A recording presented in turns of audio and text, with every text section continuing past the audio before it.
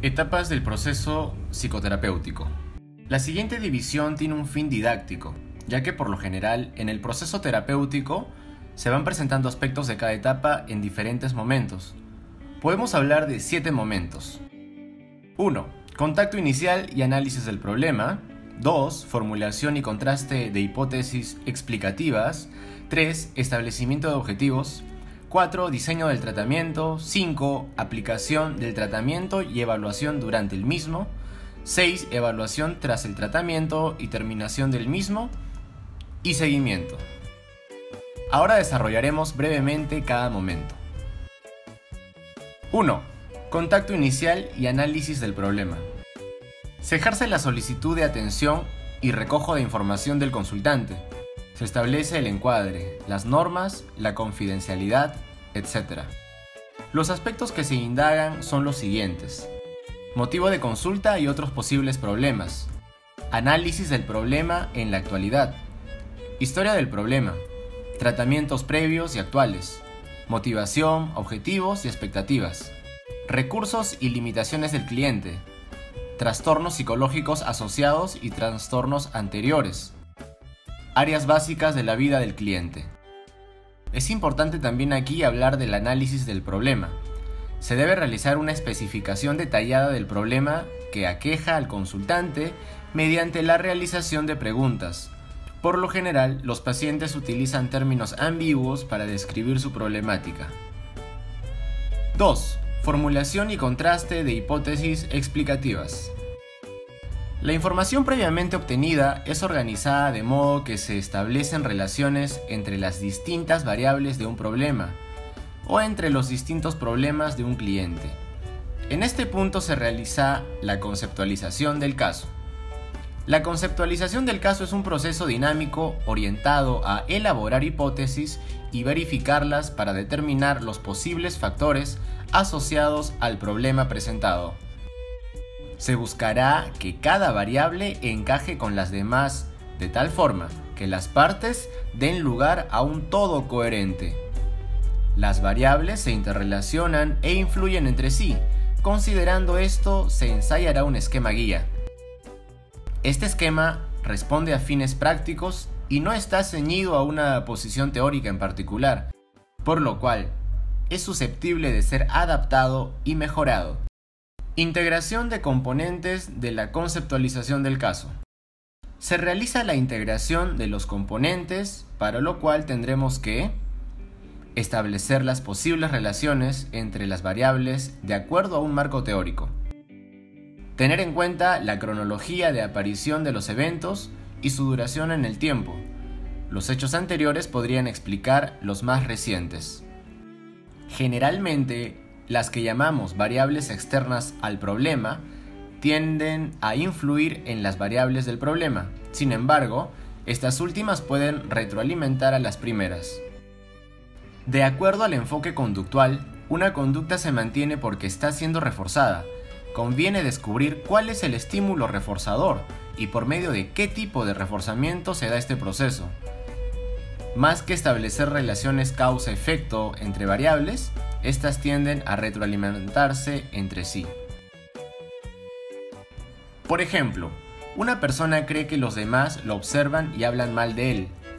Al pasar frente a un grupo, muestra actitudes de alejamiento y desconfianza que llaman la atención de los demás, y efectivamente, empiezan a observarlo y comentar algo de su conducta.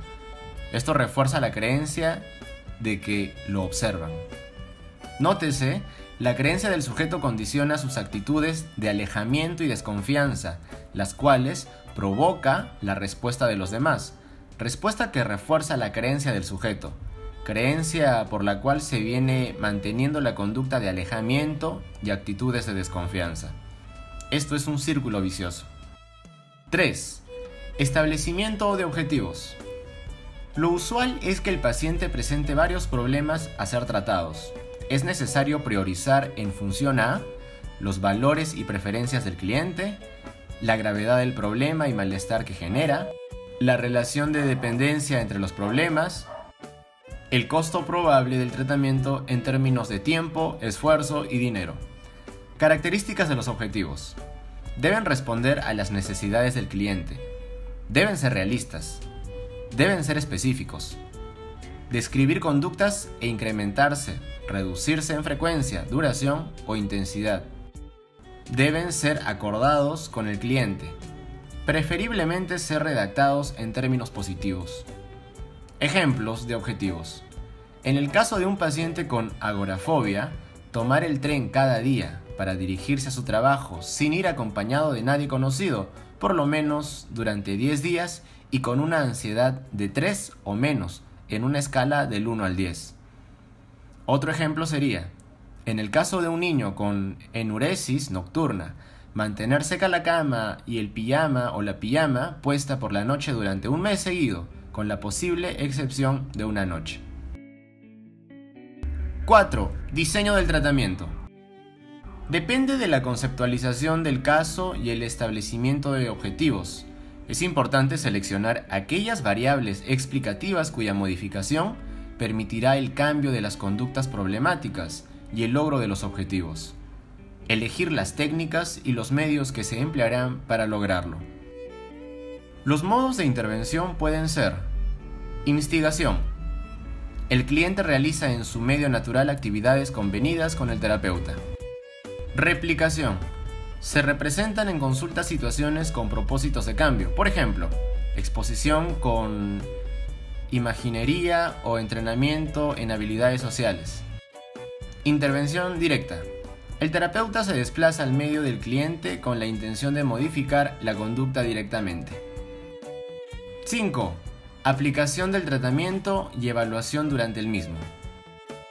Generalmente las sesiones de tratamiento tienen una estructura que incluye revisión de informes de haberlos, la evaluación de la evolución del cliente, es decir, los registros, breve revisión de la sesión anterior, establecimiento del orden del día, revisión de las actividades entre sesiones, aplicación de técnicas específicas, acuerdos sobre las actividades a realizar entre sesiones, resumen y retroalimentación del paciente.